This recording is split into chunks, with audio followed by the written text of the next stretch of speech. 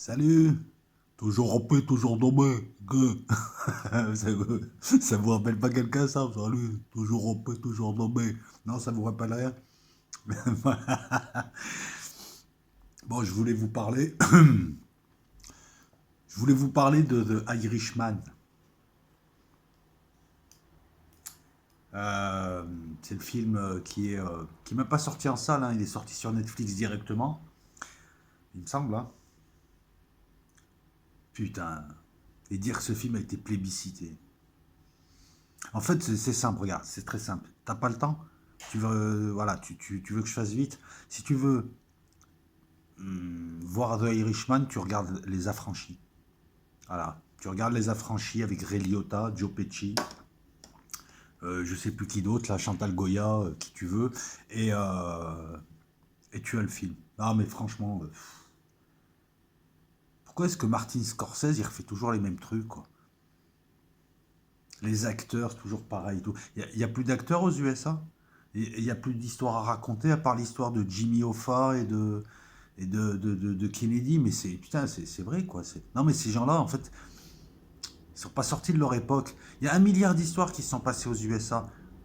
The Irishman, il y a Angelo Bruno dedans.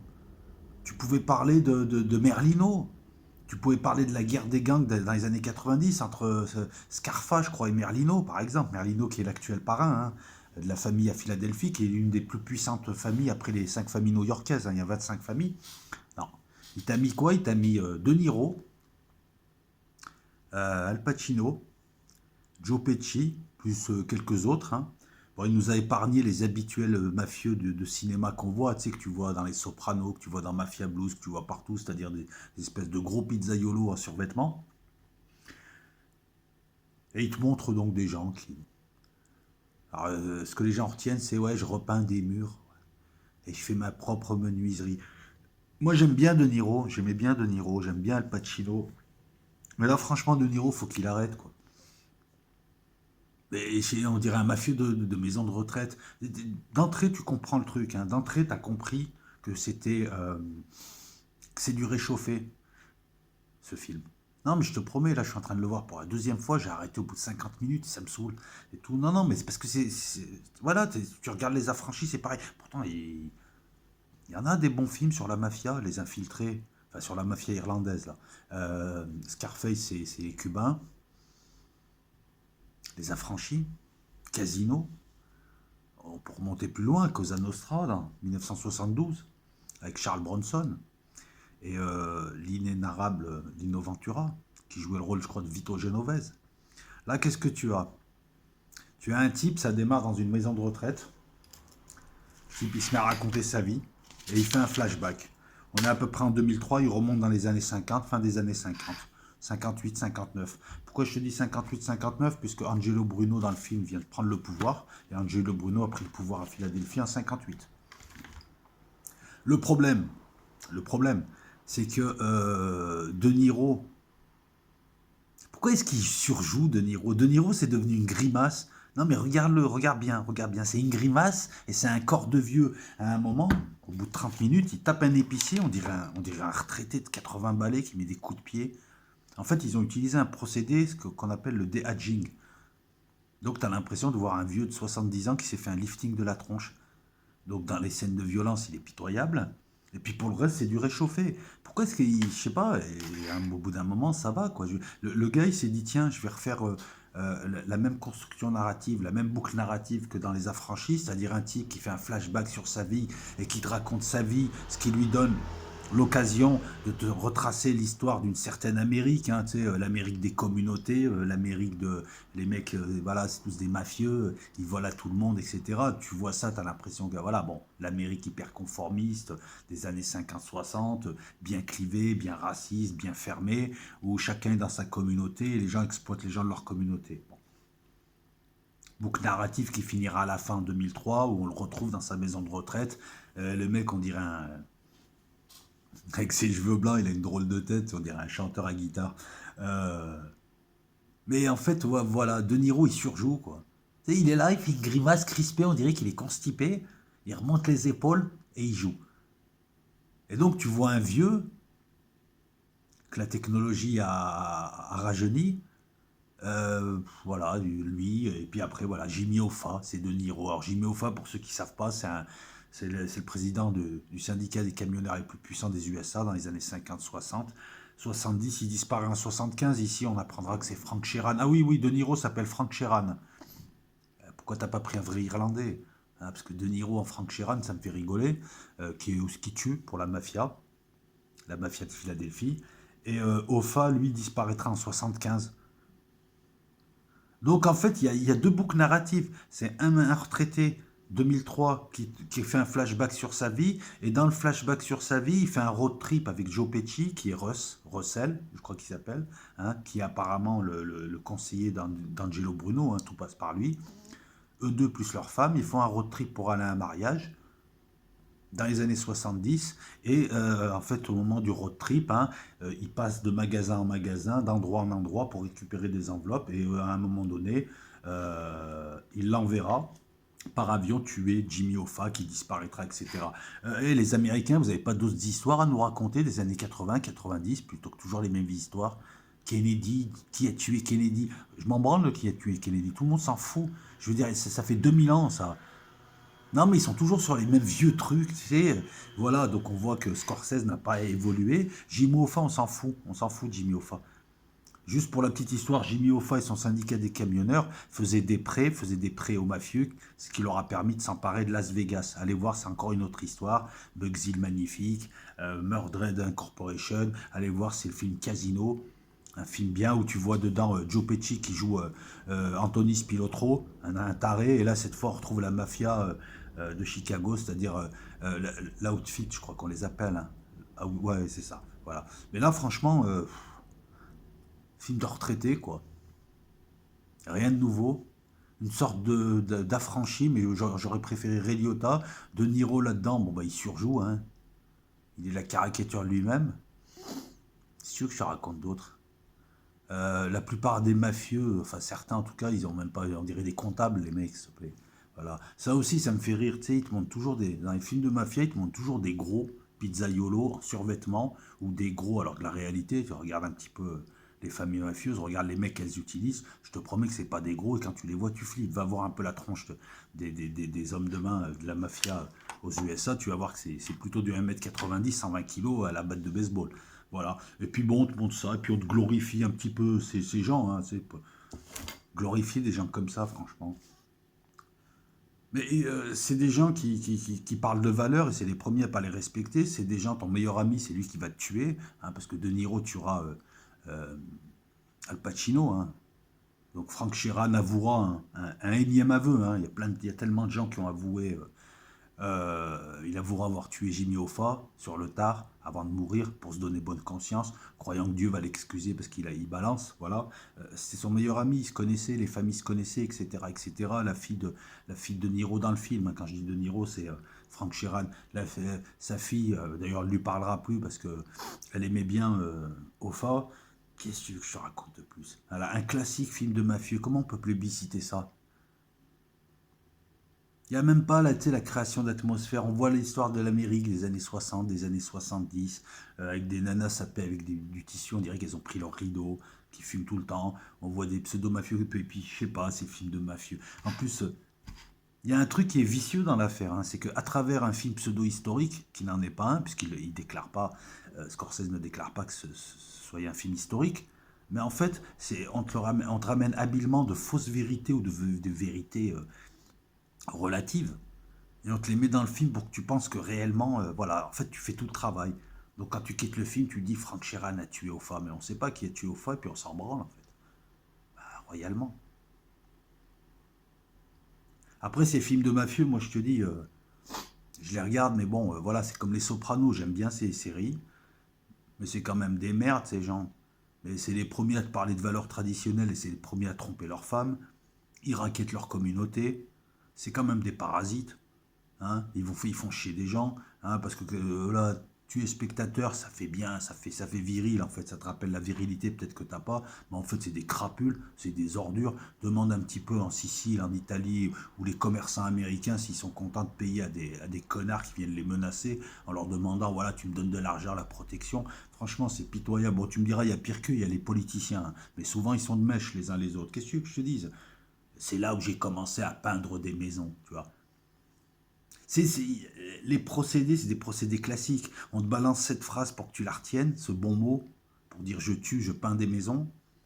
On démarre avec une boucle narrative, un vieux qui se pense sur son passé. À travers son histoire personnelle, on voit l'histoire, une histoire des USA, hein. Des USA, comment dire ça, de l'époque de la ségrégation, des USA de l'époque d'une société hyper conformiste, hein, où à l'avance tu étais programmé, où tu te mariais avec ta voisine, où il fallait lui faire la cour pendant 1 an. Enfin voilà, quoi, je sais pas, moi qu'est-ce que tu veux que je te dise? C'est l'évangile pour les crétins, quoi. Même Joe Pesci, que j'aimais bien, voilà, ces gens-là, en fait, De Niro, tout ça et tout, depuis un certain nombre d'années, ils jouent toujours le même rôle, quoi. Tu sais, c'est bon. À la limite, appeler Christian Clavier. Bah ouais, comme ça, il jouera son rôle de Jacouille, puisque c'est un peu le même style. Ouais, qu'est-ce que je te dis, un pépé de 70 ans qui a fait un lifting, qui n'arrive pas à mettre un coup de pied à un épicier, et on te montre ça, quoi. J'ai pas aimé le film. Honnêtement, j'ai pas aimé le film. Ça me saoule de voir toujours les mêmes vieilles recettes ressortir.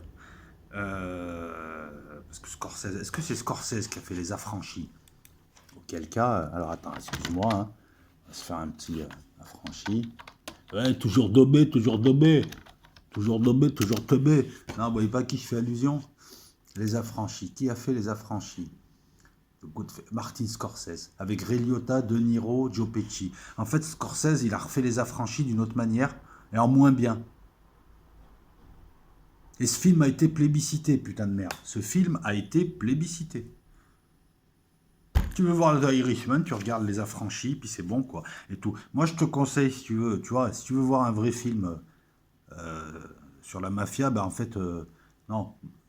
Regarde les reportages qu'il y a sur YouTube et tape Joey Merlino, Joseph Skinny Merlino, tape Scarfo. Et là, tu vas voir de vraies histoires réalistes. La mafia d'aujourd'hui, du milieu d'aujourd'hui, du racket d'aujourd'hui. Voilà. Et ne les regarde pas d'un air fasciné, hein. Parce que je vais te rappeler un truc, mon gars. Toi, tu regardes le film, tu t'identifies à eux. Mais eux, c'est des salopards et tu leur arrives pas à la cheville, hein, en matière de saloperie. Toi, tu serais plutôt le type qui se ferait dépouiller. Non, je te le rappelle, hein. De temps en temps, moi, je me dis, mais attends, on les regarde comme ça, on s'identifie à eux, mais en fait, nous, on serait les bouffons qui leur donneraient l'enveloppe. Ou qui crèveraient, hein. Il y en a qui refusent. Après, pour ceux qui ont connu, pour tous les petits cons qui n'ont pas de couilles et qui limite se pignolent devant ce genre de film, hein, à défaut de virilité, va voir ce qu'est le racket des commerçants. Va voir ce qu'est le racket.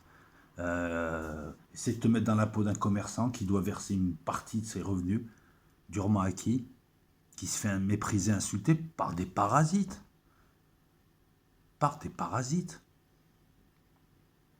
Il pique à qui? Il pique à toi. Ce qui vole, ça fait monter les prix. Va demander aux Siciliens le prix de l'eau, le prix du retraitement des déchets. Va demander dans le sud de la France le recyclage, le retraitement des déchets, tout ça, qui c'est qui les tient. Et tu vas voir que les prix montent inéluctablement parce que tu introduis dans le circuit économique un agent supplémentaire qui, voilà, va demander un petit peu aux New-Yorkais s'ils sont contents de voir que toute l'amiante a été balancée à droite à gauche comme ça, au mépris de leur santé. Va voir, c'est ce qu'ils faisaient les Sopranos. Comment on peut aduler des salopards qui n'ont aucune valeur, qui veulent jouer les valeurs traditionnelles? C'est les premiers à tromper leurs femmes, c'est les premiers à se baiser la gueule, et ils sont pas amis les uns les autres. Et qu'est-ce qu'ils font? Attends, en plus, ces gars-là, ils jouent les chrétiens, alors que ces gars-là, ils vont taper sur des commerçants, ils tuent des gens. Moi, ça me fait gerber de voir cette fascination pour des parasites, des parasites, des voyous, quoi. C'est tout. Voilà. Arrête de croire que tu vas être avec eux, hein. Je veux dire, moi, franchement, j'ai pas les épaules du tout pour être dans ce genre de truc, hein. Je suis comme toi. Enfin, moi, je le réalise. Mais franchement, on me proposerait de travailler pour des gens, pour des connards pareils. Non, ça me dégoûte. Ça me dégoûte. Voilà. Hein, j'arrive et j'emmerde toute la rue avec mes copains gros bras et je menace tout le monde et donnez-moi de l'argent et je vous protège. C'est ça en fait. Hein. C'est des pauvres types qui veulent pas taffer, qui peuvent pas faire de business, qui savent pas monter, à la limite, qui savent pas monter de bonnes escroqueries. Tout ce qu'ils font sur le marché de l'immobilier, sur tous les marchés, ça fait monter les prix, c'est toi qui payes. D'accord. Voilà. Tu vas demander un peu aux Montréalais un petit peu s'ils apprécient l'immobilier installé par les Risotto. Moi, je viens de voir un film, une série, très très bonne série, Bad Blood, hein, bien joué avec un bon acteur, mais pareil.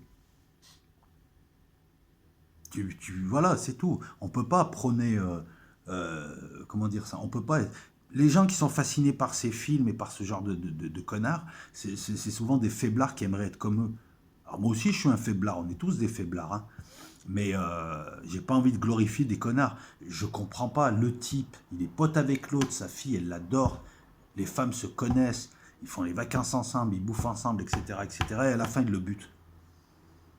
Avec mention spéciale aussi pour le gros blond qui fait le fils d'Offa, qui a joué dans Breaking Bad, mais qui a pris 30 kilos en plus. Mais Netflix continue à le faire jouer. Hein. Breaking Bad, au passage, qui est une excellente série. Hein. Une excellente série, hein. Franchement. Voilà, ça nous change un peu. Je le dis aussi parce que tu vas croire que je suis aigri et que tous les films que je regarde, je ne les aime pas. Mais non, non, non, c'est pas vrai. Parce que moi, je te dis, à la limite, tu veux voir un bon film avec De Niro, Pesci, regarde Casino. Je crois que c'est là où ils jouent leur meilleur rôle. Sam Rothstein, en plus, qui est encore en vie d'ailleurs. Spilotro, non, parce que lui et son frère, ils y sont passés. Et parce qu'à cause de Spilotro, l'État américain a chassé la mafia des casinos, hein, dans les années, je crois, 80. Il me semble, hein, 70-80. Voilà, parce qu'ils en ont trop fait. Voilà. The Irishman a été plébiscité. Bon, on se demande pourquoi. Hein. Voilà. Qu'est-ce que tu veux que je te raconte d'autre? Attends, on va taper un petit peu, parce que je crois qu'il est sorti dans certaines salles et je veux quand même t'apporter une certaine précision. Le Irishman sorti. Alors moi je l'ai vu sur Netflix, franchement, c'est pas que ce soit de la daube, il se regarde, c'est juste que c'est du réchauffé quoi. Voilà, une sortie limitée est aussi prévue dans quelques salles américaines le 1er novembre 2019 afin que le film puisse concourir aux Oscars. Alors attends, en fait, oui voilà, ils ont fait en plus un coup commercial avec du réchauffé. Attends, je te lis un petit peu ce que je vois sur Allociné. Hein. Cette saga sur le crime organisé dans l'Amérique de l'après-guerre. Non, c'est pas une saga sur le crime organisé dans l'Amérique de l'après-guerre. C'est une saga à 2 balles. C'est un film réchauffé sur trois quatre personnes à Philadelphie et raconté du point de vue de Frank Sheeran, un ancien soldat de la Seconde Guerre mondiale devenu escroc et tueur à gages. Je vois pas quand est-ce qu'il escroque dans le film, je le vois plutôt flingué. Ayant travaillé aux côtés de quelques-unes des plus grandes figures du XXe siècle. C'est bizarre quand même que... Alors oui, oui, il a existé et tout, mais c'est bizarre qu'ils utilisent un Irlandais. Hein. D'habitude, ils restent entre eux, ces types. Hein. Et pour des raisons de sécurité. Couvrant plusieurs décennies, on va dire 58 à peu près, 58-59, jusqu'à 2003. Le film relate l'un des mystères insondables de l'histoire des États-Unis, la disparition du légendaire dirigeant syndicaliste Jimmy Hoffa. Mais il balance une version, mais on n'en sait rien. C'est un film, c'est pas Dieu là qui, c'est pas un juge, c'est pas une enquête de police avec des aveux. Je veux dire, moi aussi je peux te faire un film, refaire l'histoire, et après, c'est un peu comme le film 300. Tout le monde a cru que les mecs étaient 300, un film américain pour emmerder les Iraniens. On t'a fait 300, les 300 Grecs magnifiques qui ont arrêté toute l'armée de Cyrus. Je te rappelle qu'ils étaient 3 ou 4 000, qu'ils ont tenu 3 jours parce que c'était une petite passe, et qu'ensuite l'armée de... Ouais, c'est Cyrus, l'armée de Cyrus, ensuite, elle t'a fracassé Athènes, hein, elle t'a fracassé toute la zone. Hein. Donc voilà aussi, ces films américains qui se prétendent être historiques sans l'être vraiment, mais qui te le font croire, et qui te balancent leur vérité, leur propagande de merde. Je sais pas, puis ces films sur la mafia, où tu vois des salopards, je sais pas, Il offre également une plongée monumentale dans les arcanes de la mafia. Ah ouais, comment? Je comprends pas.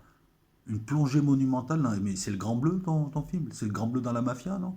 Dans les arcanes de la mafia, non, il plonge rien du tout, il plonge mon cul, ouais. Non, mais c'est de la connerie. En révélant ses rouages, ses luttes internes et ses liens avec le monde politique. Waouh! Ouais, c'est vrai que le film, il a axé sur ça. Non, non, c'est de la pipe, hein. C'est de la pipe, hein. Il révèle pas plus de rouages que ça. Et tu vois des mecs flinguer d'autres mecs et avoir des enveloppes en plus. Cette manie de mettre de l'argent dans les enveloppes. Euh, Ces luttes internes, non, non, non. Je vois pas de lutte véritablement interne. Je vois surtout des mecs qui flinguent d'autres mecs. Voilà. C'est de la merde, en fait, voilà. Et si t'as rien d'autre à faire, regarde-le, sinon laisse tomber, tu vas passer 3h30 de ton temps à regarder un truc. Voilà, les casinos, les infiltrés, les affranchis, Scarface. Tu veux un putain de film? Perds pas ton temps avec ce film de merde. Donnie Brasco. Voilà, va voir Donnie Brasco. Ça, c'est du film. Hyper réaliste en plus. À la fin, tu sais, ça te remue. Plutôt que ce genre de film à 2 balles avec une ambiance et des couleurs désuètes, des vieilles musiques des années 50-60, des meufs qui ressemblent à Chi, on dirait des mémés sapés, je te dis, avec des pantalons à grosses fleurs des années 70. Putain, la loose. Ah ouais, franchement, si ces mecs-là gagnent de l'argent pour entretenir des radasses qui savent même pas s'habiller, qui fument tout le temps, laisse tomber. Des voitures à 2 balles. Et puis j'adore aussi ces types, hein, ils tuent comme ça, quoi. Ils tuent, ils s'enfuient dans la rue, il n'y a pas de policiers, il n'y a pas de témoins, il n'y a rien. Ils chopent Jimmy Hoffa, ils l'emmènent dans un lotissement. Attends, c'est l'Amérique des années 70. Tout le monde surveille tout le monde dans des petits pavillons. Hein, c'est The House of Life, là, tu sais, la série avec des connes qui. Et là, non, ils l'emmènent dans un pavillon, dans un lotissement, ils le flinguent comme ça, après ils le crament. Euh, L'autre, il tue un autre type comme ça, il prend sa voiture, il va tout balancer sur le pont. Il n'y a personne, il n'y a jamais de témoin, il y a rien. Même ça, c'est pas réaliste. Alors que le film est censé, d'après ce que je lis là, il offre une plongée monumentale dans les arcanes de la mafia. Tu sais, c'est censé, c'est induit hein, dans ce qui est dit là. C'est censé être plus ou moins réaliste. Le mec, il a 70 ans, il sort de la maison de retraite. Et on dirait Maurice Papon. Non mais si, Maurice Papon avec un flingue. Il bute un type devant chez lui, il part à pied, il va sur le pont, il jette le truc devant tout le monde. Apparemment, c'est pas le pont des Soupirs à Venise. Sur ce pont, tout le monde jette ses flingues. En plus, c'est marrant. Puis j'ai envie de dire à Martin Scorsese que, comme ça, un Martin Scorsese, alors tu es peut-être un grand cinéaste, mais quand tu te sers d'un flingue et tu le jettes comme ça à la mer, il reste tes empreintes. Tes empreintes restent, on peut les récupérer. Hein, il faut quand même un petit peu le travailler, le flingue. Je te dis ça comme ça en passant, alors que moi je suis pas du tout mafieux, j'ai rien à voir avec ça et j'ai pas de flingue, j'en sais rien moi tout ça. Mais enfin, quand tu vois De Niro arriver avec sa voiture sur le pont et jeter des flingues comme ça, alors que tu l'as pas vu du tout les nettoyer, c'est chaud. Parce que ces flingues, à un moment donné, tu les récupères. Je viens d'une ville, Grenoble, où le jour où ils ont purgé le Drac, qui est un des fleuves avec l'Isère, on a trouvé beaucoup de choses. Et la police s'est régalée parce que t'avais beau balancer des fusils à pompe et des trucs, la police a pu retrouver des trucs. Voilà, je dis ça en passant. Voilà, bon, ben, les amis, 22 minutes pour parler de ce film bidon. Toujours OP, toujours dobé. Voilà. Et puis, je vous présente Demi-molle.